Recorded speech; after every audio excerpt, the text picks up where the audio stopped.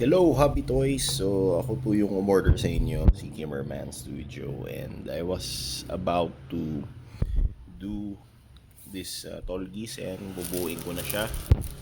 Sana, pero yan, chinek ko muna yung runners. Actually, hindi ko pa binubuksan yung mga runners na yan.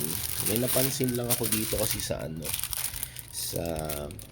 runner C2. Yung C2 tree niya, tunaw siya oh. Hindi, yan oh. Tingnan nyo hindi ako nagbibiro kasi ito naka-sealed pa. Tunaw siya. Ayan, may ano siya, may defect.